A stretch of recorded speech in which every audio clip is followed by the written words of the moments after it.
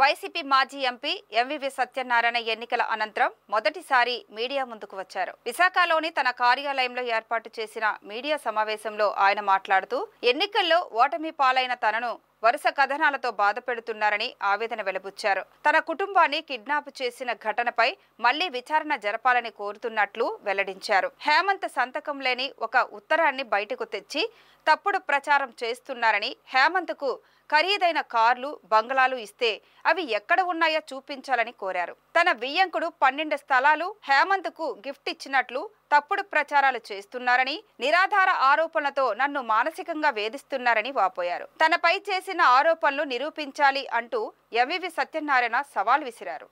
Election అయిన తర్వాత ఇప్పుడు మొదటిసారిగా మీ అందరి ముందుకి మళ్ళీ నేను రావడం జరిగింది. ఒరిజినల్గా అయితే కొన్ని వార్తలు రోజు మా గురించి రాస్తూ ఉన్నారు. రాసినా సరే ఆ వార్తలను చూసి సరే ఏదో రాసుకుని లేదో ఏ రాసుకుంటే మనకేమైంది రాసుకొని అని చెప్పేసి నేను వాటి గురించి చూసి కూడా బాధపడినా బాధపడకపోయినా చూస్తూ ఉన్నాం, చూసి ఏం మాట్లాడకుండా ఉన్నాం. కానీ అది రోజు రోజుకి వాస్తవాలు కాని అవాస్తవాలు కూడా వాస్తవాల కింద ప్రజలకి ఇంజెక్ట్ చేసి నమ్మించే పరిస్థితి కూడా ఈరోజు తీసుకొస్తే చాలా బాధ కలిగిన పరిస్థితిలో ఈరోజు ప్రెస్ మీట్ పెట్టడం జరిగింది.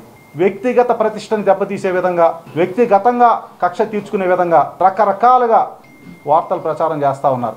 హేమంత్కి నాకు ఉన్న సంబంధాల వల్ల ముఖ్యంగా ఇది చాలా దారుణమైన రాత. ఇది 12 స్థలాలు, 5 విల్లాలు, 5 కార్లు నేను ఇచ్చానని, ఒక real estate property, immovable property కానీ మూవబుల్ ప్రాపర్టీ కానీ ఏదైనా ట్రాన్స్ఫర్ చేయాలంటే దానికి ఒక రిజిస్టర్ ఆఫీస్కి వెళ్ళాలి, దానికి ఒక గిఫ్ట్ నేను రిజిస్ట్రేషన్ చేయాలి, దానికి ఒక డాక్యుమెంట్ ఉండాలి, అక్కడ ప్రాపర్టీ ఉండాలి.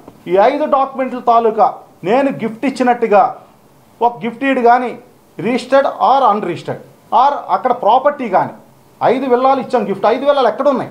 5 విల్లాలు ఒక విల్లా అని ఎవరైనా చూసారా? ఏ ప్రాంతంలోనే, ఏ లేఅవుట్లోనే, ఏ ఏరియాలో ఉన్నాయి? ఉంటే అట్లా తాలూకు డాక్యుమెంట్ ఏది? ఎవరి పేరుతో గిఫ్ట్ ఇచ్చాను? పోనీ వాళ్ళ అమ్మ పేరుతో ఇచ్చాను, వాళ్ళ నాన్న పేరుతో ఇచ్చాను, అతని పేరుతో ఇచ్చాను, వాళ్ళ తమ్ముడు పేరుతో ఇచ్చాను, ఎవరి పేరుతో గిఫ్ట్ ఇచ్చాను, 5 బంగ్లాలు ఎక్కడ ఉన్నాయి అనేది కూడా వివరాలు ఇమ్మని కూడా నేను అడుగుతా ఉన్నా.